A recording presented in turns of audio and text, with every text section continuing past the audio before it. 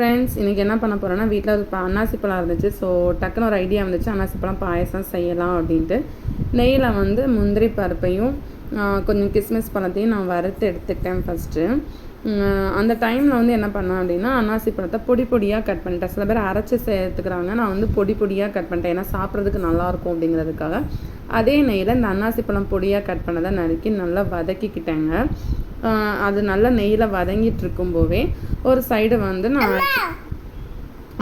இது ஜவ்வரிசியை வந்து ஊற வச்சு வேக வைக்கிறதுக்காக ரெடி பண்ணிட்டேன். ஸோ ஜவ்வரிசி வேக வச்சுட்டேன். அதே பக்கம் என்ன பண்ணேன் அப்படின்னா, ஒரு சர்க்கரை, அதாவது ஒரு உருண்டை சர்க்கரைன்னு வச்சுக்கோங்களேன். அந்த நம்ம அன்னாசி பழத்துக்கு ஏற்ற மாதிரி, அன்னாசி பழம் நல்லா இனிப்பாக இருக்குன்னா சர்க்கரை அளவு குறைச்சிக்கோங்க. இதை வந்து பாகு எடுத்துக்கிட்டேங்க.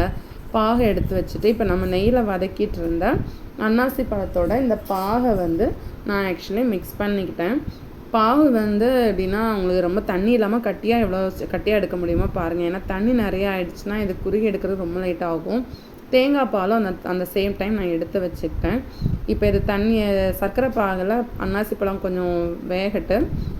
அந்த டைம் நம்ம ஜவ்வரிசி வேக வச்சு வச்சுருந்தோம் இல்லையா, அதையும் நான் இதில் மிக்ஸ் பண்ணிக்கிட்டேன். அதுக்கு பிறகு ஏலக்காய் போட்டிருந்தேன். நான் ஆக்சுவலி இதை வீடியோ எடுக்க முடியல. ஏன்னா பாப்பா என்னை ரொம்ப டார்ச்சர் பண்ணிகிட்டு இருந்தால் எடுக்க முடியல. ஏலக்காய் போட்டிருந்தேன். ஃபஸ்ட்டு தேங்காய் பால், இது வந்து செகண்ட் தேங்காய் பால் தாங்க நான் ஊற்றிருக்கேன்.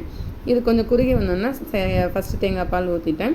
அதுக்கப்புறம் நம்ம வறுத்து வச்சுருந்த முந்திரி திராட்சையை போட்டு இறக்கிக்கிட்டேங்க. சூப்பரான அன்னாசி பழம் பாயாசம் ரெடி.